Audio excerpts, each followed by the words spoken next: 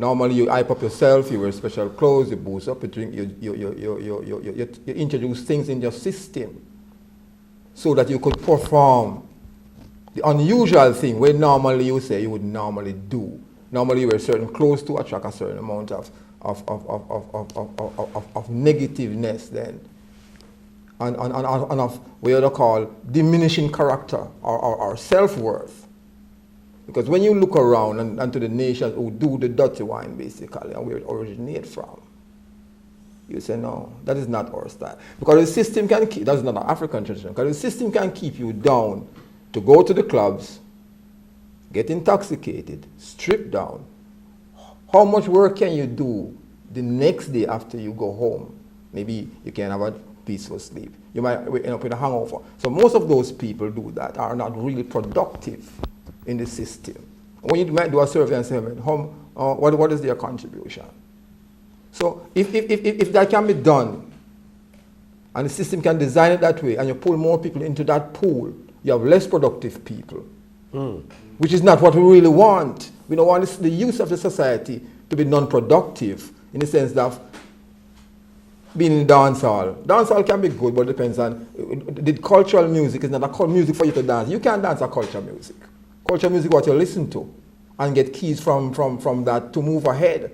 But like a dance like that, and I say, okay then, I can get a partner easy. After that, maybe you can do a sex act, because the dirty wine is a sexual act, which normally you would have said, I wouldn't do that. And that is not within the context of the liberation, what we are trying to get done. But then you could also do the dirty wine tonight and go to church tomorrow morning and you know, put all your faith in him that has died for your sins. And you can then go home and be, you know, whole again, right? Of course. You see, but none of that has any, you know, I don't think none of that have like real bearing on what liberation is. You see, we're talking here about, you know, a mental, kind of mental liberation. But Bingi, it hampers the real mentality that you want to put forward to the youth then. So, Right, okay, then right. it kills the energy, because what it do, it tips the youth in the bud, knowing that that youth has that energy. One who is 50 and 40 and even 35 can't do a dirty dance, you know, physically, you know, fit to do that. If you really try it, something will happen to you. Basically, back pain it's for an sure. energy dance, a serious dance. So you target the youths them and say, okay, go in the club, wine and dine and do whatever your please is. Eventually you get a girl, you get a partner. You might get a disease because you could be intoxicated. So normally you're taking out people who should be productive. Make them mind mix up in entertainment, which they figure say, that's a pleasure center I should be always in. So it's one girl to the next girl, to the girl who can dance the best, to the girl who is more sexier. And what productivity now you could do the day after you do the dirty wine now? Right, but and then the next thing what I notice is that media attack is against women. True. Black women. True. Because, you know, you have to stop and think and say, watch, how much money them women spend per year to look blonde, you know? I mean, consider the buying power.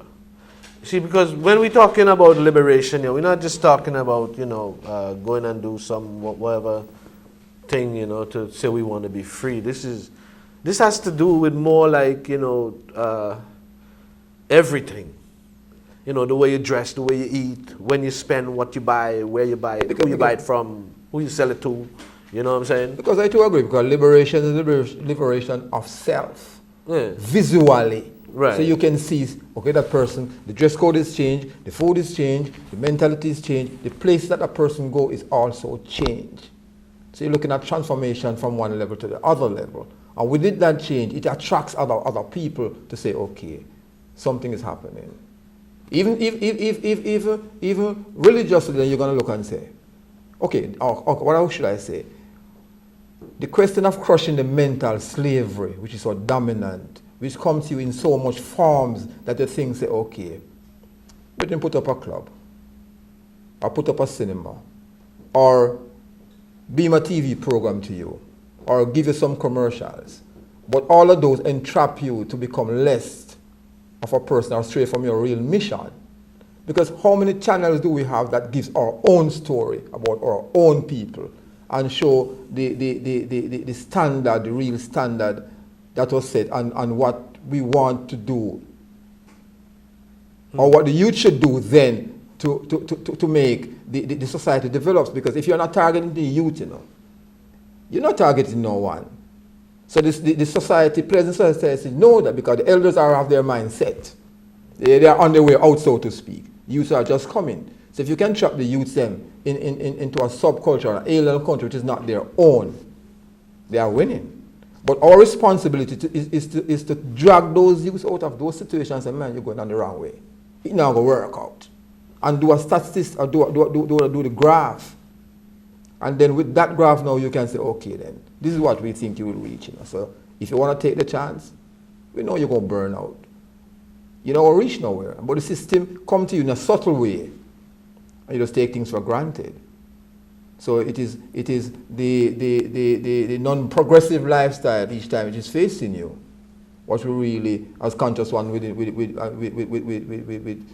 the faith, we have to say, okay then. This thing have to be stopped. We cannot sit back and allow it because it defeats the whole liberation, mentally and physically. I see. Yeah, it take away from the it take away from the overall picture of what Rastafari itself as a liberty, had meant back in the old days, as they say. It's gone from being a liberation conversation, a liberation struggle, a liberation life, sovereignty, looking for that sovereignty into what we have today. Sure. And somebody say there's a void to fill. And we are to blame for that void. But let me explain something. Let me see if we could suss out some of this. They say that we have created a void. Sure. That we are to blame for certain things taking place. But if, for instance, the longevity, the life of the Rastafari people or nation since its inception and since people start coming to know about it, it come like a little child and it move up, into age and we have this wicked parent who just watching everything you do, and every time you make a step, he hit you behind your head. Sure. You see? So today, we come all through this time, and as we're growing on the plantation, now this Rastafari business is a plantation thing. Sure. It's rebellion on the plantation. So by any means necessary, these people are going to keep down all their rebellion, because why? With rebellion, there is no productivity. There's no productivity. I agree. So England couldn't get their sugar, and they couldn't get their tea, and they couldn't get their cotton for fabric and that kind of thing, because the colonies down in the West Indies and in America were not functioning. There's too much rebellion. Them send for William Lynch from Barbados, bring him over to Virginia, and start this whole trend. And then this whole culture. 1,000-year plan. I mean, watch, man. People over here have history with hanging. Sure. You see, so it's this whole culture that started. Of course. But the thing is now, in them watching how it develops, they say, we can't do that. We had to, come 1836 or so, 1834, 1833, too much rebellion, in America, in the West Indies, in the plantations in Africa, over there in India, over there in the New Zealand, it's just all these darker people in the world just rising up, in a big way. Well, Bingi, there is no way and I will compromise in the sense of equal rights and justice. So the people who have things on their conscience will also say there's a void to fill. But the void is not our void. They have created that void, and it's their duty to fill that void. I see. So the blame game and the finger pointing, they need to